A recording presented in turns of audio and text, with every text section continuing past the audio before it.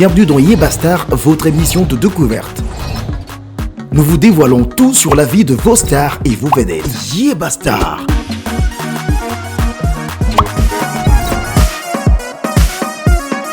Du plus jeune au plus âgé, il y a parfois de toutes petites choses qui nous marquent profondément.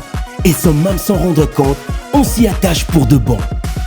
Ladies and gentlemen, bienvenue dans Yébastar. Votre émission qui vous replonge dans l'univers de vedettes d'hier, d'aujourd'hui et qu'elles soient réelles ou un peu plus animées. Aujourd'hui, Backstage Télévision vous emmène aux États-Unis, le pays de Benjamin Franklin, pour vous faire redécouvrir une légende pas comme les autres. Alvin et les Chipmunks.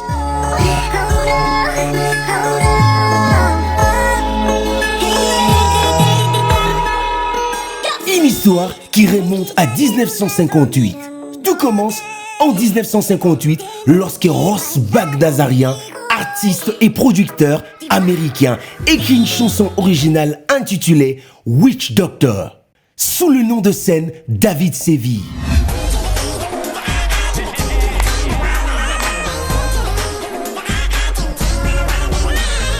Il utilise une voix aiguë et rapide, un effet totalement novateur à l'époque. Le morceau connaît un énorme succès, atteignant la 4e place de classement musicaux aux États-Unis.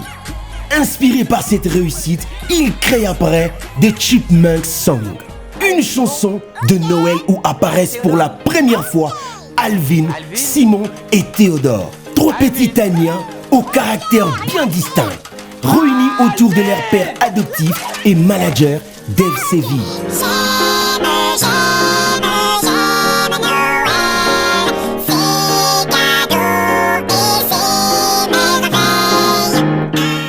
C'est le début d'une aventure musicale et télévisuelle qui traversera des décennies. Des voix uniques et un style reconnaissable. La signature des Chipmunks, c'est leur voix ultra aiguë, obtenue en accélérant l'enregistrement de voix tout en gardant le même tempo.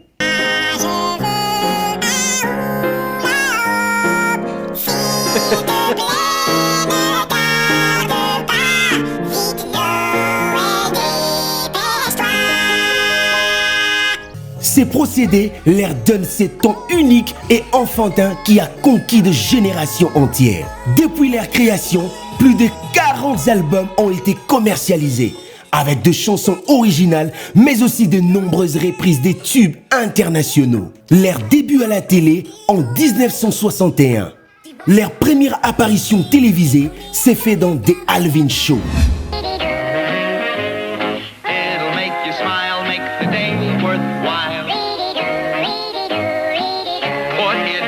Diffusé entre 1961 et 1962, où le personnage adopte déjà leur apparence emblématique. Après la disparition de Ross Bagdasarian en 1972, son fils Ross Bagdasarian Jr.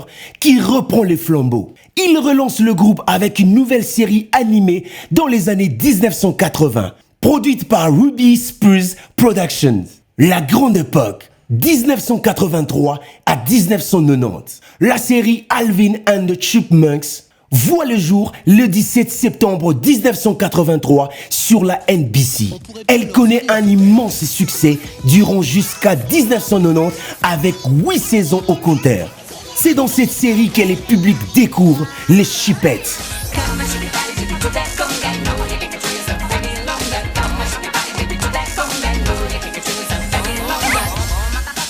Brittany, Jeannette et Eleanor, les alter-ego féminins de Chipmunks.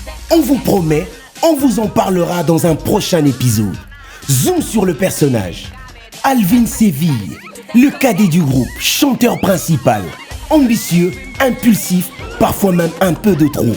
C'est souvent lui qui met le groupe dans des situations délicates. Mais il est aussi la véritable star. Simon Seville, l'aîné le plus intelligent et rationnel. Calme, réfléchi, toujours prêt à corriger les erreurs d'Alvin. Et Dieu sait qu'il y en a. Théodore Seville, le Benjamin, adorable, gourmand, timide Il adore cuisiner et jouer. Il est aussi d'une gentillesse désarmante, parfois à ses dépens. Depuis les années 2000, les Chipmunks ont connu un renouveau avec plusieurs films en live action et animation, remportant à nouveau l'amour du public mondial. De simples petits rongeurs à véritables icônes pop, Alvin et les Chipmunks ont su traverser les générations avec humour, musique et brin de folie. Alors, merci aux Chipmunks de nous faire rire et chanter depuis plus de 60 ans. C'est bon les Chipmunks, prêts à chanter votre chanson? Absolument. Oui, on chante. Prêt Simon? Ok. Prêt Théodore? Ok. Alvin? Alvin? Trop fier, le hamster. Alvin! Voilà.